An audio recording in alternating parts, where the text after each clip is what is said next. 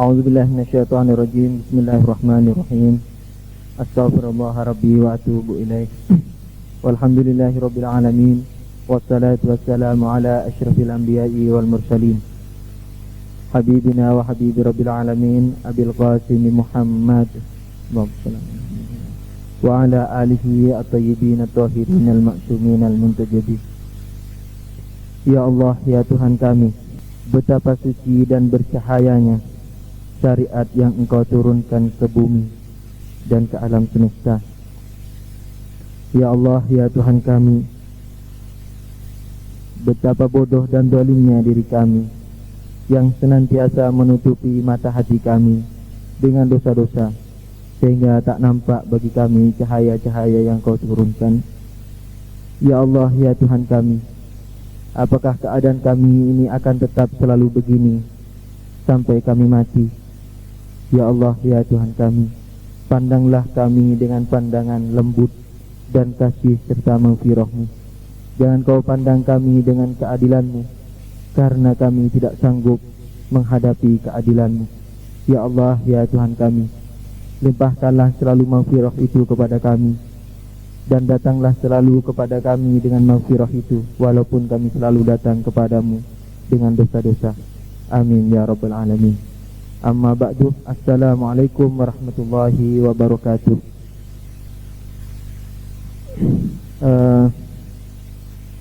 Segala puji dan puji syukur kita kepada Allah yang memberikan kesempatan-kesempatan baik kepada kita untuk berdialog, berdiskusi mengenai banyak hal yang menyangkut agama, walaupun itu sebatas kemampuan kita. Pada malam hari ini saya akan membawakan suatu tahapan atau suatu tingkatan-tingkatan dalam Islam dan dalam keimanan. Sebenarnya tahapan-tahapan ini merupakan tahapan-tahapan yang dibuat dan di poin-poin, ya kan, dikronologiskan oleh seorang irfan besar Syiah yang bernama Sayyid Bahrul Ulum Ridwanullahi alaih. Sebenarnya masalah irfan ini, tentunya irfan itu ya, kalau di saudara kita Ahlussunnah mungkin bisa dikatakan sufi, walaupun hal ini berbeda. Kalau di Syiah banyak prinsip yang berbeda, dan sufi di dalam Syiah disesatkan, dan itu sering saya singgung. Jadi irfan ini memang semacam itu, tetapi dengan makrifah dan pengetahuan yang tinggi di samping pengabdian yang tinggi. Ala kulli hal, saya tidak mampu memecahkan atau menatap gambaran-gambaran yang beliau tuliskan dalam bukunya, dan sepengetahuan saya di KUM sana, yang mengajar dan yang belajar buku beliau, yakni buku irfan beliau Sayyid Bahrul Ulum ini, biasanya tidak ketahuan siapa pengajarnya dan yang belajar berapa dan siapa saja. Biasanya itu agak sedikit mastur begitu, agak sedikit tidak terang-terangan, karena tidak semua orang berhak dan mampu mendapatkan pelajaran-pelajaran semacam itu. Namun saya berpikir, walaupun saya sendiri tidak dapat memahami 100%, dan barangkali saya atau mungkin kita semua tidak sanggup menerima curahan-curahan inayah Sayyid Bahrul Ulum mengenai kitab beliau itu, yang dicurahkan dengan melalui kitab beliau itu. Namun secara lahiriah, secara zahir, bagi hemat saya itu masih baik, atau minimal ya layak kita ketahui bersama, dengan tujuan bahwa mungkin kita lebih, atau tujuan saya supaya kita lebih berhati-hati dalam beragama ini, sehingga tindakan-tindakan kita itu banyak kita lakukan, ofensif kita itu banyak kita lakukan kepada dada kita sendiri. Sebab sebaik-baik insan adalah yang kritis terhadap dirinya sendiri. Dan memang kritis terhadap orang lain itu lezat dan paling enak, tetapi kritis kepada diri kita sendiri itu mungkin kurang lazim dilakukan. Padahal itu yang terbaik bagi kita semua. Mudah-mudahan apa yang akan saya sampaikan ini bermanfaat bagi kita semua. Amin ya rabbal alamin. Dalam buku beliau banyak menjelaskan hal-hal yang menyangkut cara suluk ilallah, artinya cara kita mendekatkan diri kepada Allah Subhanahu wa taala. Sebelum saya teruskan ya, ini sebagai tambahan keterangan. Ya mungkin kali ini tidak saya bawakan materi filsafatnya sebagaimana lazimnya kita setiap mengaji, diskusi.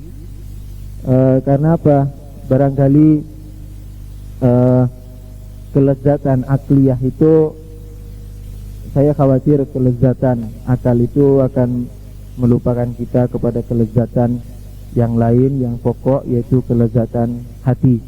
Nah, pada malam hari ini mari kita mencurahkan perhatian kita semua, memang dengan akal kita, tetapi ditambah pula dengan hati.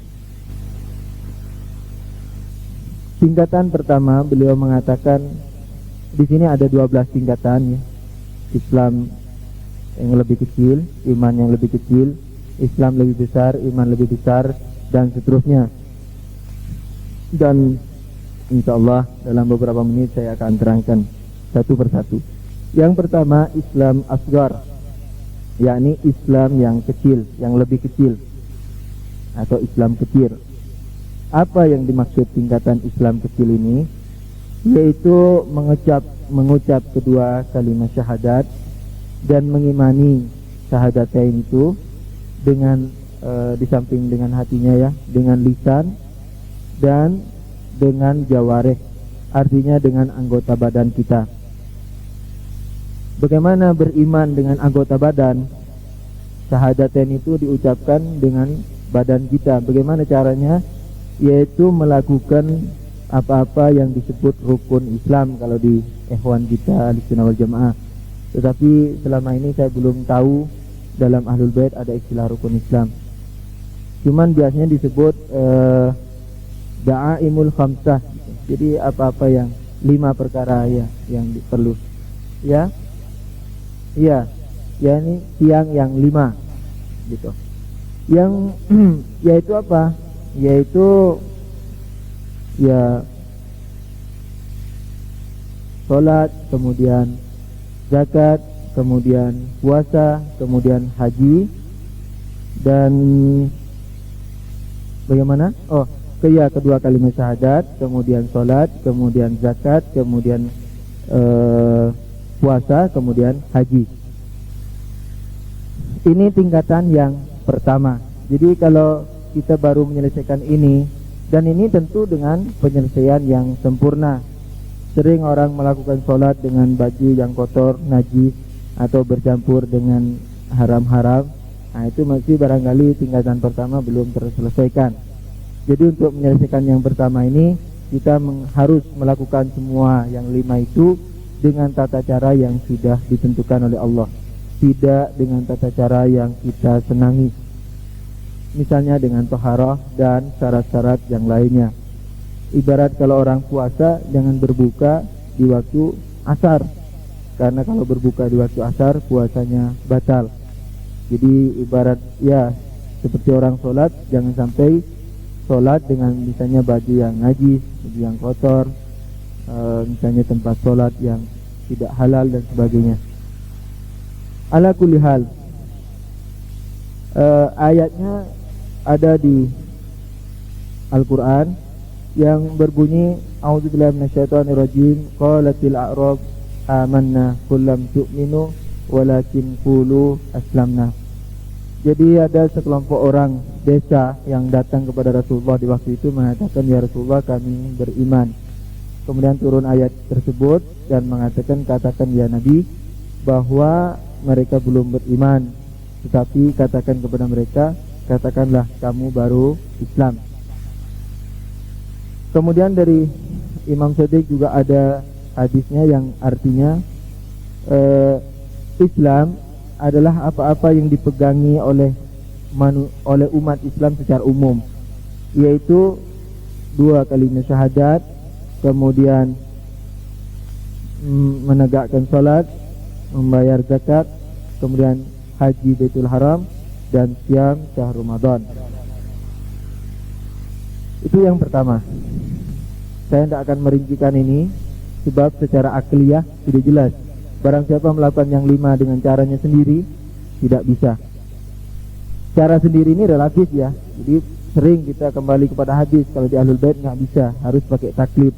Jadi kalau kita beramal dengan hadis, itu berarti dengan caranya sendiri, dan itu batil di dalam Syiah dan harus diulang dan diqadha.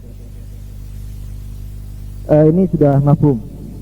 Kemudian tingkatan kedua yaitu iman asghar, iman yang kecil, iman yang lebih kecil.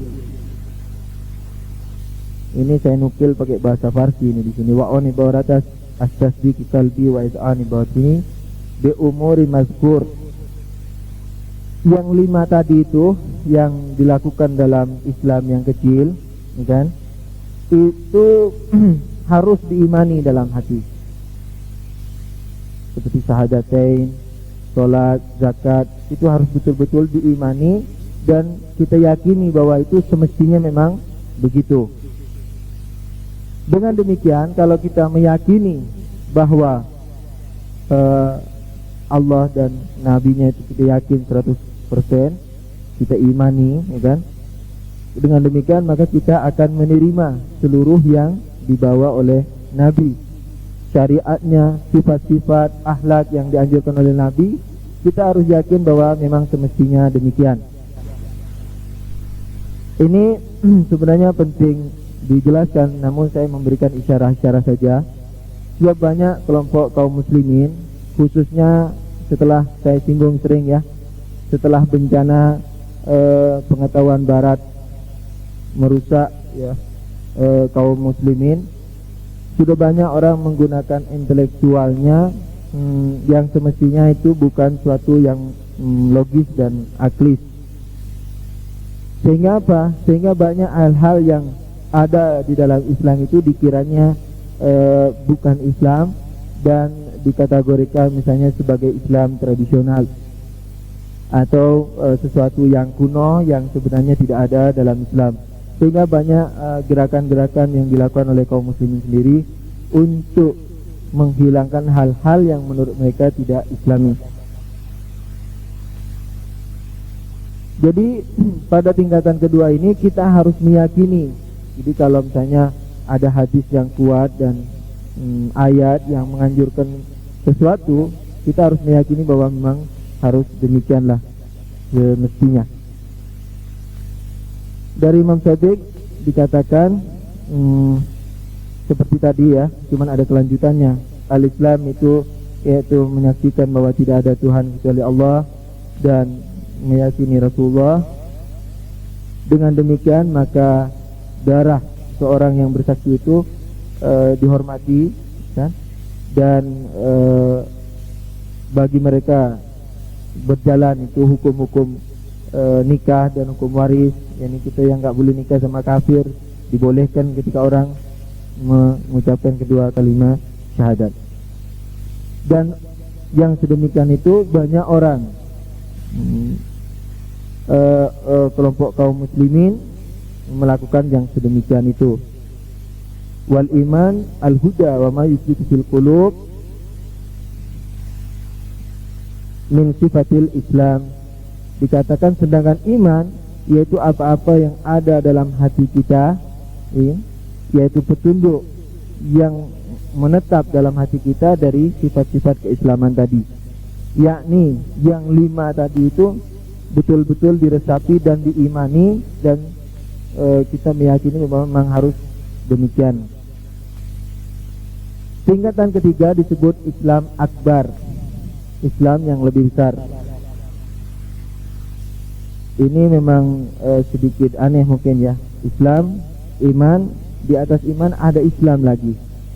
Dan ini sebenarnya ada ayatnya. Seperti dalam surah Al-Baqarah ayat 208 yang berbunyi, ya ayyuhalladzina amanu udkhulu fis-silmi kafah. Jadi orang beriman disuruh masuk Islam. Wahai orang-orang yang beriman, masuklah kalian ke dalam Islam secara menyeluruh. Jadi orang-orang beriman disuruh masuk Islam lagi. Apa yang dimaksud Islam Akbar ini, Islam yang lebih besar ini, yaitu di samping mentaati yang 5 tadi, ya kan? Itu kita harus meniadakan dalam hati kita itu sifat-sifat mengkritik. Ketika kita tahu hukum Islam begini, sholat begini, haji begini, misalnya, kemudian zakat begini, kita di samping harus mengimani, pada tingkatan ketiga ini jangan sampai kita mengkritik hal-hal yang sudah jelas datangnya dari Islam itu. Sebagai hamba budak ya, Anda tahu budak itu tidak memiliki apa-apa. Apa yang dimilikinya semua milik tuannya. Maka itu dikatakan dalam kitab ini, tingkatan ketiga ini adalah tingkatan takwa yang paling rendah, tingkatan penghambaan yang paling rendah. Jadi Islam pertama, Islam kecil dan iman kecil belum dikategorikan sebagai penghambaan. Penghambaan yang hakiki walaupun masih paling rendah adalah yang tingkatan ketiga ini, yaitu ketika orang sudah meninggalkan rasa rasa mengkritiknya terhadap Allah. Sudah tahu demikian tapi dia mempunyai rasa mengkritik, itu harus dihilangkan. Katanya Imam Ali, innal Islam huwa taslim wa taslim huwa al-yaqin. Islam itu adalah menerima, dan menerima adalah yakin. Atau inna dina indallahi al-Islam, Ali Imran ya, ayat 19 ya. Dan seterusnya. Jadi ada beberapa hadis dan ayat yang menunjukkan dan mengisyarahkan kepada Islam tingkatan ketiga ini, yaitu yang harus meyakini tentang apa-apa yang datang dari Islam dan meninggalkan rasa mengkritik terhadap syariat. Memang kita mungkin tidak bakalan mengkritik ya, tapi kalau hati kita barangkali hal itu terjadi. Nauzubillah. Itu tingkatan ketiga.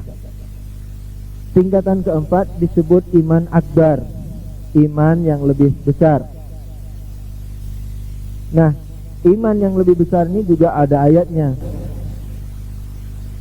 Kita sudah Islam, disuruh masuk iman. Setelah iman disuruh masuk Islam lagi.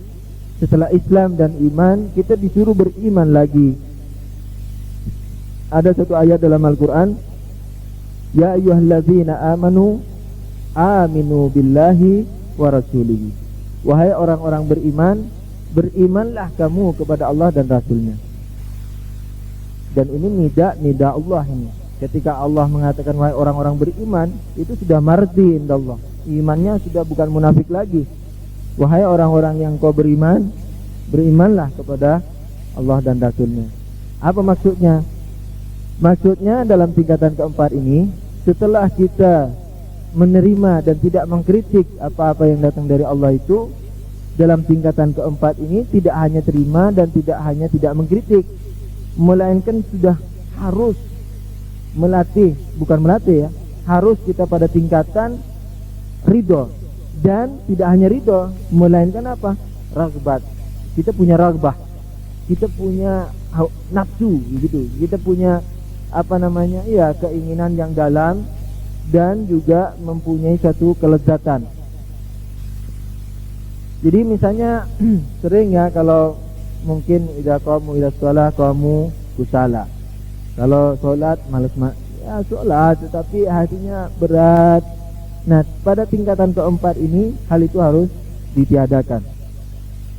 Jadi bahkan kalau adzan atau membayangkan sholat, bayangkan kewajiban zakat, bayangkan kewajiban haji. Kalau haji biasanya rata-rata mustaqim. Tapi kalau semacam zakat atau barangkali humus, mustaqnya semakin kurang. Kalau haji barangkali ngiras-ngiras piknik, sehingga mustaq sampai orang jual-jual sawah. Tapi kewajiban yang lain mungkin kurang mustaq, kurang dicintai, misalnya sholat dan sebagainya, puasa dan sebagainya. Nah, pada tingkatan keempat ini kita harus mencintai dan mempunyai keinginan yang kuat. Jadi lezat melakukan perintah-perintah itu. Kemudian tingkatan yang kelima, dan di sini juga dikatakan ya, tingkatan keempat, memindahkan Islam dari akal kepada rohnya. Jadi yang tadinya dibelai dengan akalnya, dengan segala argumennya, sekarang diukir dalam rohnya. Jadi sehingga dia rohnya menjadi berkeinginan keras dan merasa lezat dengan semuanya itu. Kemudian tingkatan yang kelima disebut hijrat kubra, hijrah yang besar, yang lebih besar. Ya, tingkatan kelima.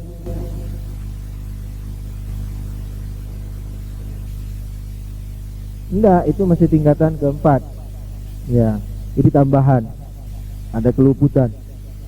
Tingkatan kelima yaitu hijrah yang besar. Kalau hijrah kecil nggak disebutkan di sini. Ya, saya pikir identik dengan Islam kecil. Hijrah kecil itu kan dari kafir ke Islam gitu. Itu disebut hijrah. Hijrah ini banyak ya, jadi dari dolalah ke hidayah atau dari tempat ke tempat, itu bisa dikatakan hijrah. Di sini hijrah yang besar yaitu apa?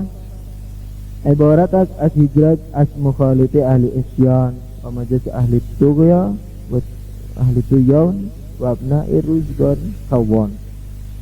Ini bahasa pasti ya.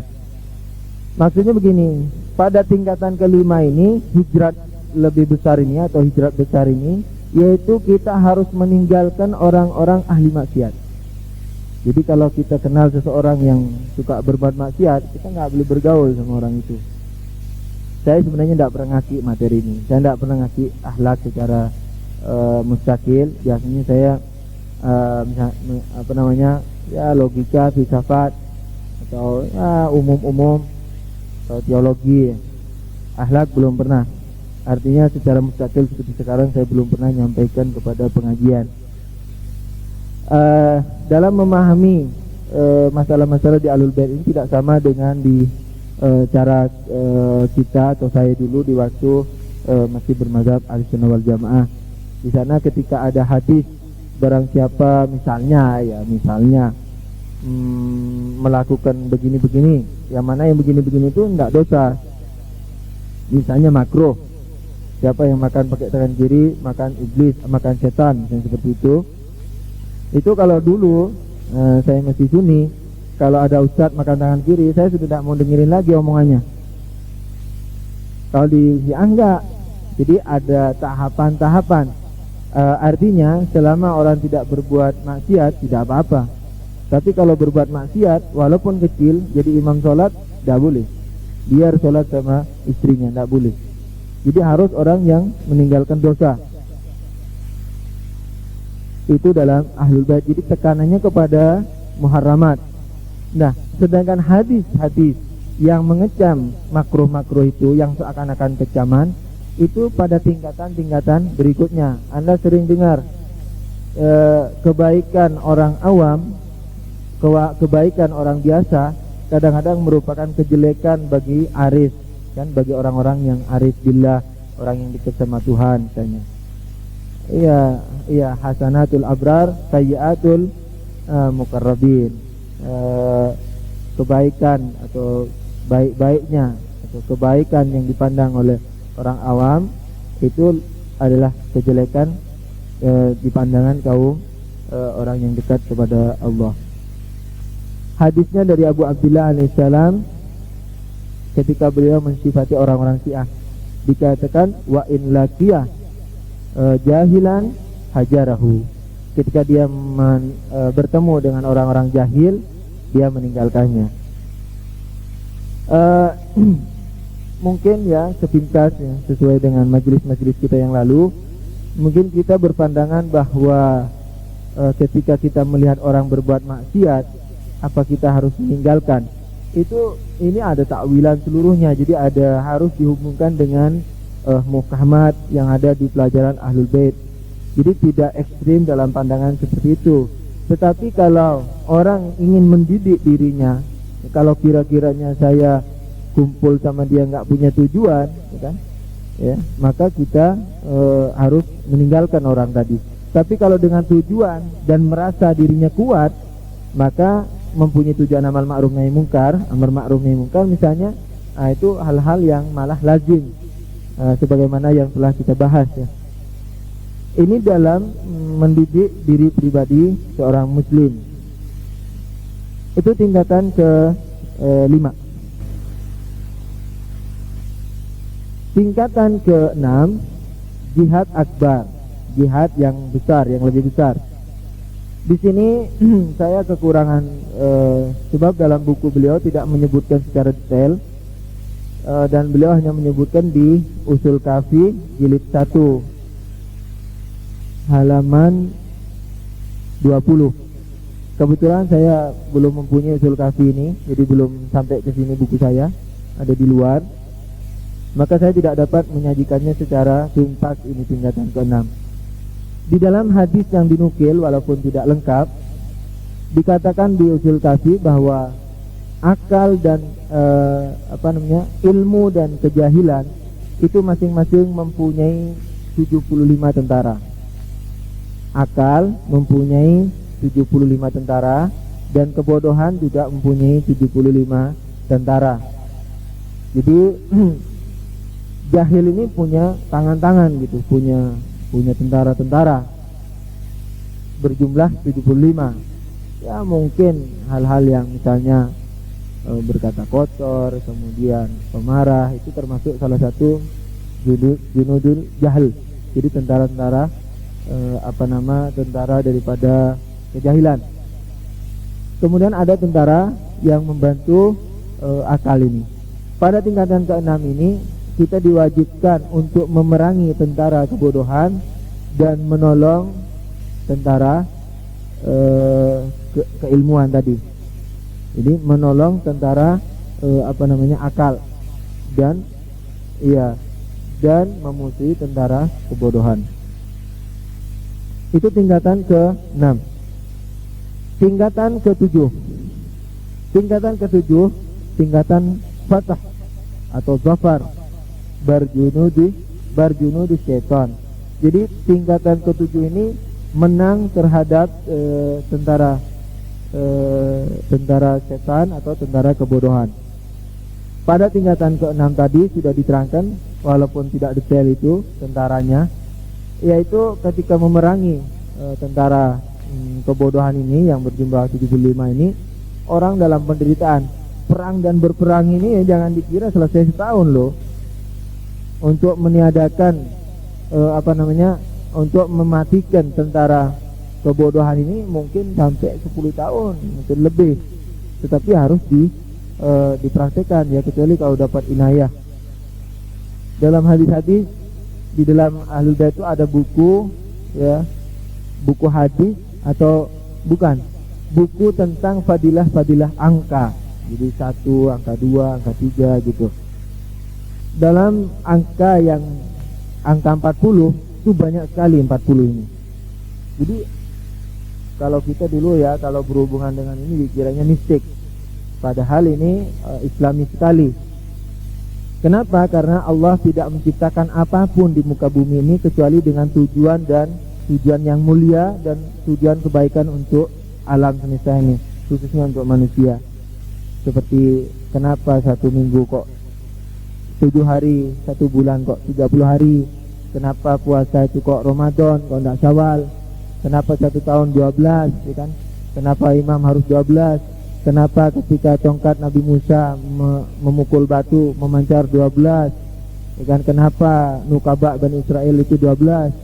Kenapa surat Quran 30 juz? Itu semua ada rahasianya. Dalam masalah 40 ini juga